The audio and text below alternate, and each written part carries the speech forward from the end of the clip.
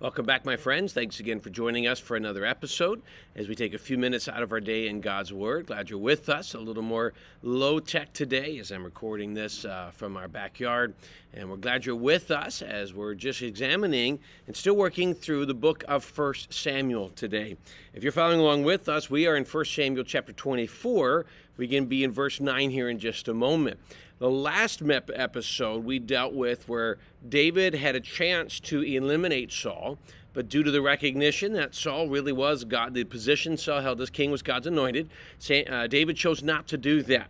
Now what we're going to look at, go back a few verses from the last time, we're going to look at David's plea to Saul and then Saul's response. But then I'm going to finish how David handles Saul's response. So verse number 9 of chapter 24, the Bible says, "And David said to Saul, why do you listen to the words of men who say, indeed, David seeks your harm? Look, this day your eyes have seen that the Lord delivered you into my hand in the cave, and someone urged me to kill you. But my eyes spared you when I said, I will not stretch out my hand against the Lord, for he is the Lord's anointed.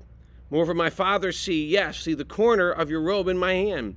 For in that I cut off the corner of your robe and did not kill you. Know and see that there is neither evil nor rebellion in my hand, and I have not sinned against you, yet you hunt my life to take it.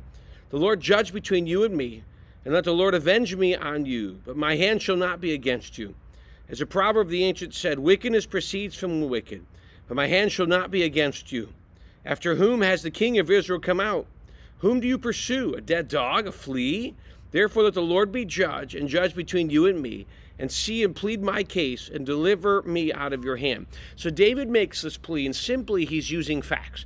He's saying, obviously, he's really, to an extent, giving Saul the benefit of the doubt. He's saying, other people have convinced you that I'm trying to kill you. Instead of it just being all you wanting to do wrong, you believe the view of other people, which is not true. And he goes, and he's really, you can judge, let God judge between me and you. We both are going to have an opinion. It's both going to have what we have to say. And you may not necessarily believe me, but I can tell you that if I really want to do you harm, I had a chance. And he explains the chance, and he goes on from there.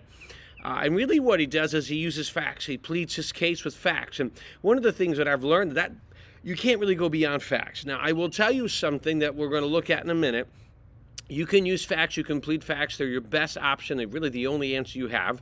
But unfortunately, there are going to be some situations that no matter how many facts you use, it doesn't change how people are going to respond to you. Some people are so convinced and they're right and you're wrong, or they're right in general, that no amount of facts are going to change that. Now, how do you say, Pastor, how do you see this in this realm? Well, you're only going to see that in kind of the last verse here. You can see this in the fact that David's exile does not end here. Saul continues to want to kill David. David still finds himself in exile.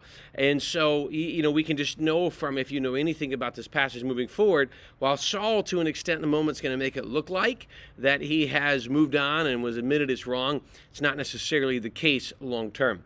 So let's go ahead and look at Saul's response. Verse 16. "So it was, when David had finished speaking these words to Saul, that Saul said, is this your voice, my son David?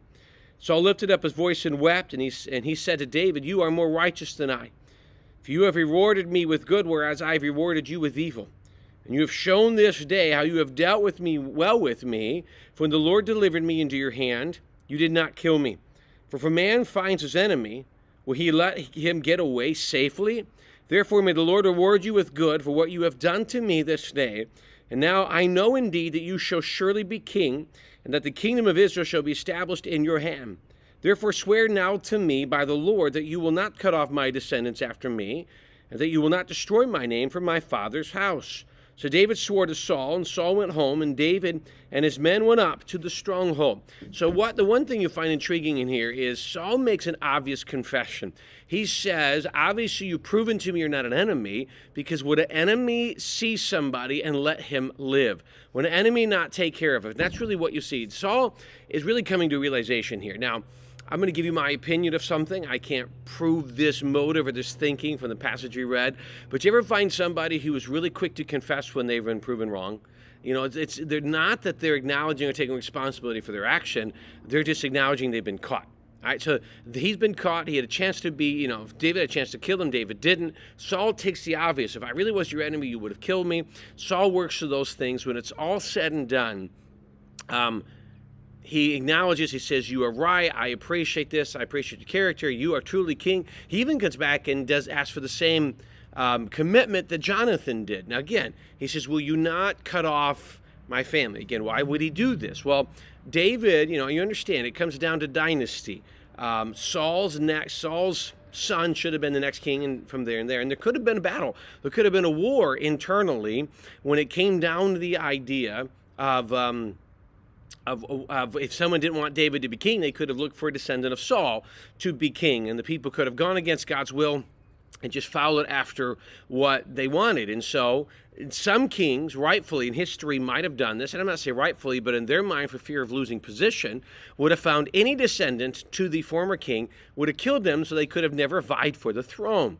Well, Saul was fully aware that this was the custom, and would make sense that David would have done this, and it wouldn't surprise me if Saul would have thought, man, if this was me, I would have done that. I mean, we know that for the longest time, and probably at this point still, David's family is in hiding right now from Saul because they're afraid Saul would have done the exact same thing. So that's what you see here. Saul's pleading this, and so David gives the same promise he gave to Jonathan, that not only will he not destroy his family, he will take care of them, which we will learn later he does. But here's what I want you to see. I want you to catch one section. They walk through this. He says all these flowery words and these right words. But then he gets to verse 26. David swore to Saul. Saul went home. David and his men went up to the stronghold. You see, what's the point? Notice David didn't go home. Notice David didn't follow. Remember, David was Saul's son-in-law. His wife lived in the palace. If David were going to go home, and he would have gone home with Saul, I believe that David was not fully convinced that what Saul said was true. Saul was a good speaker, obviously. Saul convinced other people, but David was not convinced. David goes back. Maybe David was going back to the stronghold because he was looking to see if this is true. We're going to give it a little bit of time. I don't know. All I know is he did not go back. And sometimes you have to use some wisdom, okay? Maybe let time prove the comment. All I can say is this. David did what was right, and it ultimately came back to bless him and honor him from God. Saul ultimately reneged in everything he said here. And I think David might have thought that. And so what happens when you're trying to reconcile with somebody, right? What happens? Well, you want to, Matthew 18, you go to them, you confront them as graciously as you can. You've done your part. If they confess, you've gained a brother. Now, I've had people tell me this, well, I don't know if I can trust them right away. Can I tell you that while a relationship can be healed, forgiveness can be forgiven, forgiveness can be given, trust has to be earned. So when someone's hurt, you're going to have to give them time to trust. If you've hurt somebody and you say, why won't they just accept it? Why won't they just forget about it? Well, first of all, it's impossible to forget about it. But even if they've forgiven you, you have to re-earn that trust. And so my challenge to you is if you're in a situation where maybe you're the one that's been the offender, you've offended somebody, my challenge to you is do your part to earn your trust. Husband, wife, child, father, mother, if you have been the offender, do your best to earn their trust back. It's on you, I believe, to do that. We offer forgiveness, but trust is something that I believe needs to be earned. And may that be something we learn from this. David went back waiting to earn the trust, to see if Saul would earn it. Ended up not being the case. And but I challenge us in that all we can do is our part. We can speak our truth. We can do right, speak the truth. I guess not our truth, speak the truth of what we know to be right, and then wait and see what God does with it. Well, we appreciate the privilege you've given us to be part of your day. Stick with us as we jump into the next chapter of 1 Samuel next time. Hope it's an encouragement and hope that this be a help to you. Hope to look forward to seeing you next time.